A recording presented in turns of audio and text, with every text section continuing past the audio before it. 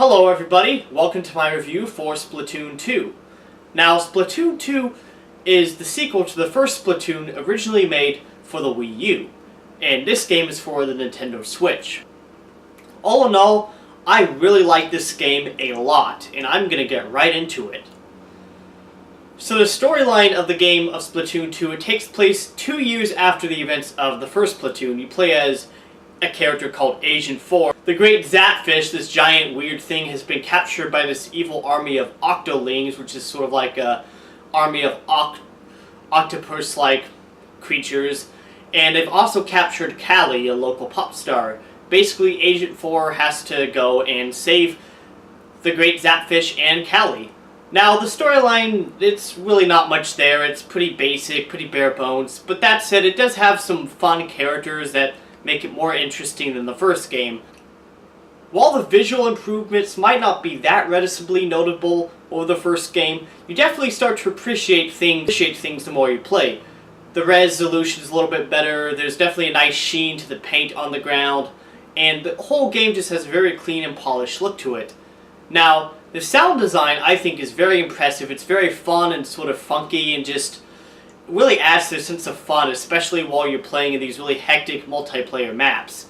And it really, I think, is a highlight of the presentation of the game. And overall, the menu system is also very slick and easy, especially with the Switch, since you can literally, take it anywhere. It's great, I feel like, for just, being able to pause the game at any given time without exiting out of the game and being able to pick up right where you left off. Now, unfortunately, unlike the first Splatoon game, which had this little arcade style game while you were waiting for online battles and matches to come, this one doesn't really have that, so the waiting times definitely could be a little more, boring. Splatoon 2 controls very well for the most part.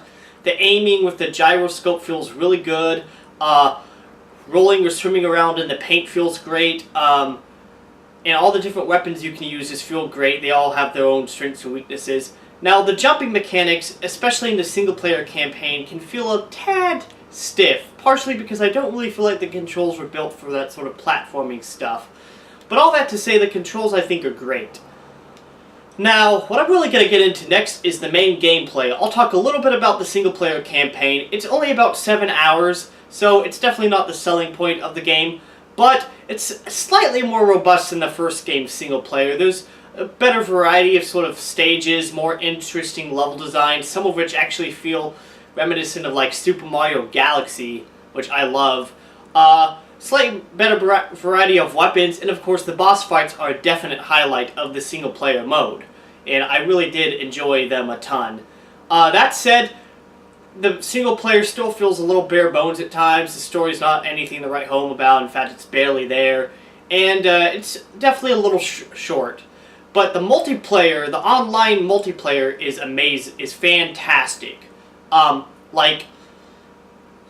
I have had pretty much a spotless experience every time I have gone online to play against other people in all these zany, hectic, fun battles and matches. Basically, 8 players play at once and you're pitted on teams of 4, and unlike most shooter games, and I'm usually not a fan of shooting games where your goal is to get the most kills, this one you're not trying to do that. You're trying to spray as much of the turf with your own paint color as possible.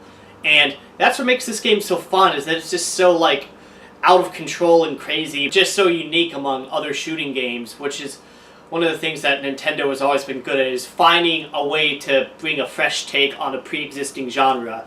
And you can even level up and craft things for your character a little bit, like you can buy new items and clothes and lots of new weapons. They all have their own strengths and weaknesses. The weapons are basically paint guns or paint brushes or paint rollers, and they all do different things. Some are better for defending your territory against enemy squids or what have you. Some of them are better for painting turf on the ground and what have you. Now the downside to the online, a definite downside, is the fact that there's no offline multiplayer.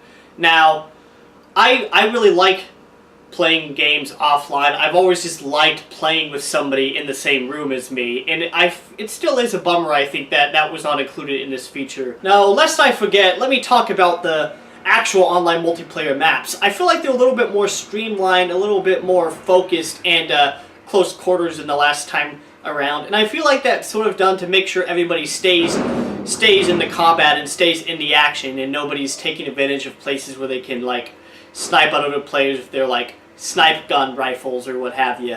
Now, I'm honestly okay with this because I feel like it's great that the action just keeps going and it sort of forces everyone to sort of play and actually play, which is, I think, generally a good thing. I also think it's good that the maps switch up every few hours, so you're playing different maps at different times, and I feel like there's a fair amount of variety to the maps as well.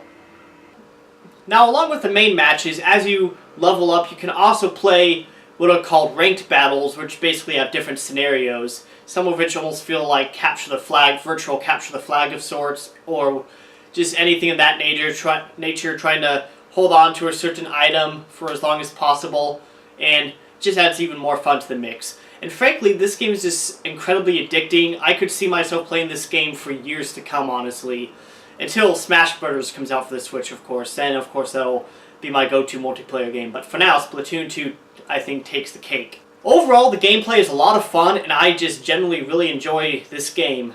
Now, I'm going to talk a little bit about Salmon Run. Now, I've been able to play Salmon Run a little bit, and overall, I think it's pretty fun. It's fun to just sort of be able to actually play as a team with other people and trying to accomplish a goal. Basically, you play as a team and you try to collect these little balls and get them into sort of a little basket. This involves shooting, bad guys that come at you, occasionally boss fights. It's sort of like a mix between, it sort of contains elements of the single-player campaign while also having elements of sort of the online multiplayer, but without the super competitive nature, which is nice because as much as I enjoy, competitiveness, at times I just want to have fun and just work as a team to do something. And I feel like Salmon Run definitely provides a nice alternative for those times when I just get burned out from trying to be on the winning team. Alright, ranting time. Now, even though I do really like this game, it definitely still has its share of problems to me. For one, I don't like that in the single player mode you have 3 lives and then you're out. Basically, you have to start the stage all over. While the game does have checkpoints, the checkpoints only last for as long as you can manage to hold on to your lives. Now, most shooter campaigns, just start you up at the last checkpoint. But Splatoon, no, you have to start all the way at the beginning of the level if you die. Now, while the game isn't terribly hard, it definitely is a little bit annoying, at least for me. Especially since I'm somebody that often gets eager to get to the next stage. And a lot of the deaths, like I said, could be a little unfair due to the somewhat awkward or squishy jumping mechanics. So that's problem number 1. Problem number 2, no offline multiplayer. I know I already mentioned this, but that is just like an itch I cannot scratch. That was an issue I had with the first game, and it's an issue I have with this game. I love playing with other physical people in the same room. That's one of the things that made me love gaming in the first place, was that community aspect. And that's one thing that Nintendo has, historically, what they've lacked in online play, they've always more to make up for in that area. There's nothing to me more fun than playing Smash Bros. Or GoldenEye with another person in the same room. But here it's the opposite, where the online is great, but there's 0 offline multiplayer. And it just, I'm sorry, but that really is just a big drawback for me. And I really do wish Nintendo would maybe fix that if they can find a way to patch it, or if they eventually do another sequel, which I'm sure they will. Now, the other big issue with the game, even though I don't use voice chat and I haven't used it myself, everything that I know about this voice chat, basically the way voice chat works in Splatoon is you have to download an app on your phone and I guess talk through your phone while playing the game simultaneously. And it's just the dumbest, stupidest, most incoherent idea for voice chat I've ever heard. Nintendo really just needs to get a proper voice chat for the Switch. The other thing, while the game is a lot more balanced than the first Splatoon, it definitely still has occasionally unbalanced stages. Maybe I'm just bad at this game, but it feels like I'm always on the losing side. I don't know if that's because it's just pairing me that way or because I'm just bad at the game, but I'm going to throw it out there anyway because, yeah.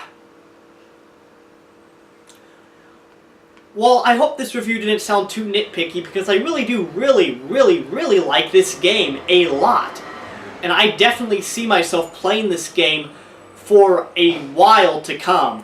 Possibly years. It's the most fun I've had on the Nintendo Switch since The Legend of Zelda. And while it definitely isn't anywhere near the caliber to that game, it's still an awesome game in its own right. It takes basically everything that was good about the first Splatoon and refines it and makes it better. The visuals are better, the gameplay is improved, the multiplayer stages feel a little bit better, and it just feels like a very fun, polished game.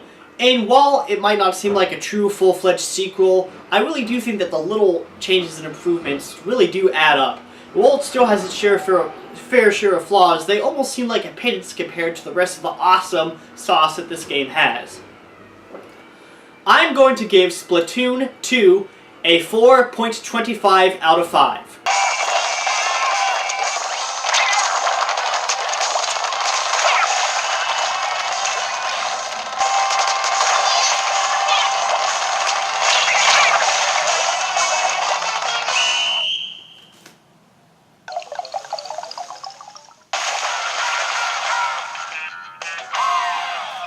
If you have a Nintendo Switch, definitely go out and get this game.